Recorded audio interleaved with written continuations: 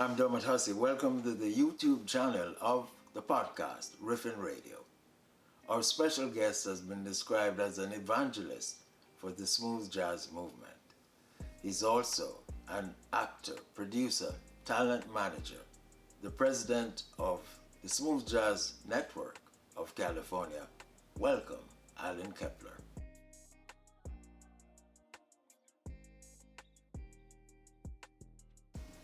Hi, Alan. Great to see you, my friend. It's wonderful to be here. Thanks for having me. What did you think of Sade's music when it first came out? Well, I'll tell you, it's interesting because her music came out right about the time I was getting ready to start working in radio. So I was still in college, and I remember when Smooth Operator was a single.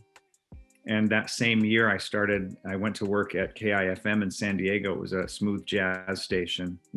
They weren't calling it smooth jazz yet. It was adult contemporary, and they played instrumental music at night. And I was just blown away as to how her music mixed in with jazz per se, contemporary jazz at the time, not necessarily jazz and structure, but the feel and the vibe of it just fit absolutely perfectly. And as history has recorded pretty well, the smooth jazz format kind of adopted her as the queen of vocalists in the format. Oh. Did that music, when it came out, her music, did it kind of defy music categories? For sure. And I think, it's interesting, back at that time, pop radio was a little wider in spectrum, so they would play things that would be a little bit different.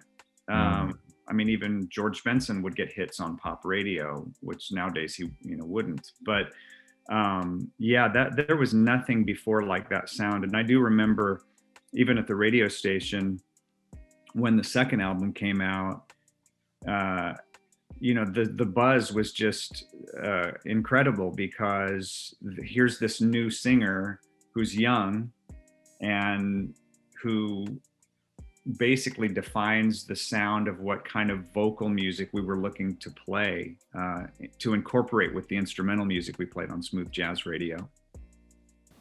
So that format of hers fit into your format pretty smoothly then?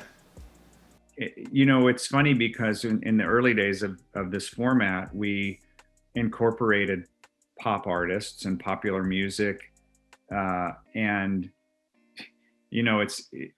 she kind of defined, even I think, some of the sound of a lot of the instrumental music that was produced in the years to come, because a lot of the instrumental music became a little less quote unquote jazzy and a little more pop structured, more like songs. And, she really became the defining voice for the smooth jazz format, for sure. And I remember, it's interesting, I don't know if many people know this, but when the first album came out, we had the promo copies at the radio station, and I don't know if they were also on the for sale copies, but on the back of it, it said, pronounced Sade. It said SHAR-DAY. I think someone at the US version of the Sony, I think it was Sony, the record label, I think picked it up from the British accent of the person saying Sade.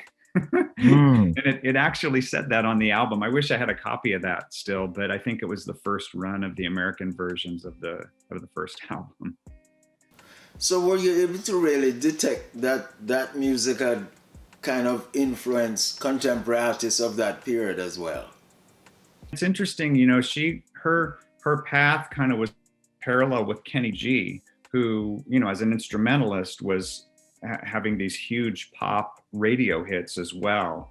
So that lush sort of production and sound on the instrumental side with Kenny and on the vocal side with Sade really kind of defined what became an entire radio format moving ahead. Apparently she's recording an album as we speak. What do you expect to hear from her? It's interesting. I know my short answer is I expect that she will create what she is in the mood to create right now, because I think that's her mantra, really, is just create the music that's coming out of her and what she's feeling.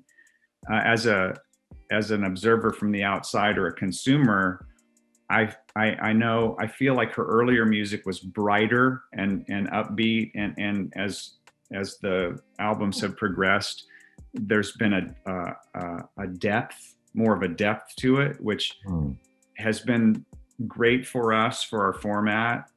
I would love to see some of that brightness come back on a couple of tunes, maybe on the album, but it's going to depend on what she's feeling right now, I think, because again, I think that's the way she's worked her career and lived her life, which is commendable, actually, in this business.